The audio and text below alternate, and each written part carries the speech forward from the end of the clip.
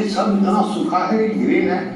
वहाँ एक टीचर थे, उस टीचर ने ये जो पेट्रोल पंप होता है वहाँ जो ऑयल के कैन वगैरह होते हैं वो इकट्ठे करते थे और बच्चों को कहते थे कि तुम्हारे घर में वो जो पानी होता है जिसमें खाने का कुछ अंश होता है वो इस बोतल में रोज फुल आओगे तब भर करके आना। तो सारे बच्चे वो बोतल भर के या जो उनको कंटेनर दिया है वो भर करके आते थे और उन्होंने वहां पैड लगाए थे।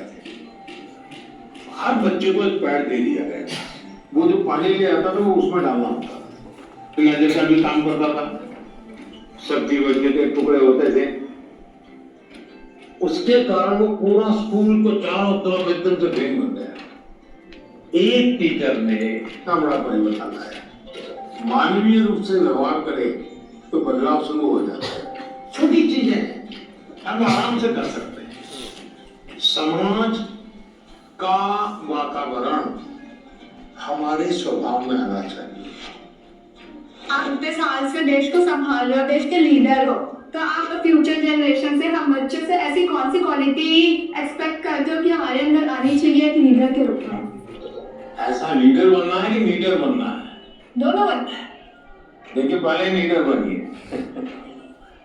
जो काम है मन में तय करिए, कोई करे या ना करे मैं करूंगा।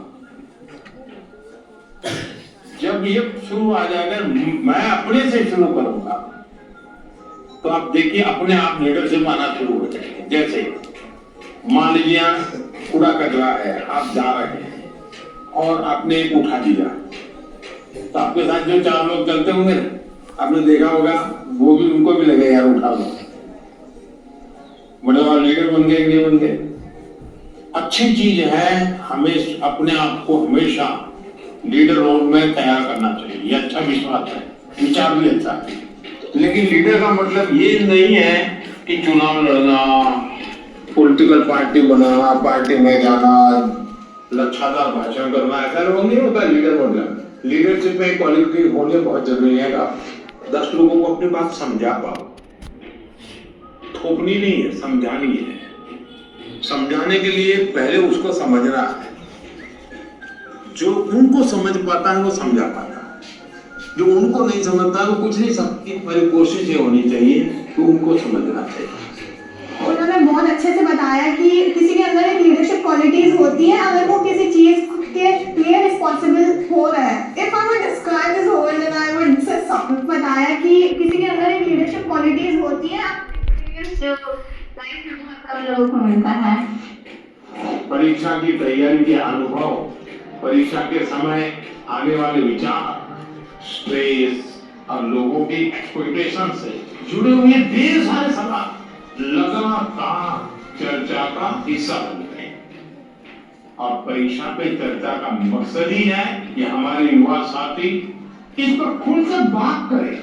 परीक्षा पे चर्चा सिर्फ बोर्ड एग्जाम की तैयारियों से जुड़ी नहीं है। मैं जब आपके सवाल सुनता हूं तो स्वाभाविक है मेरे मन को भी वो छूते हैं।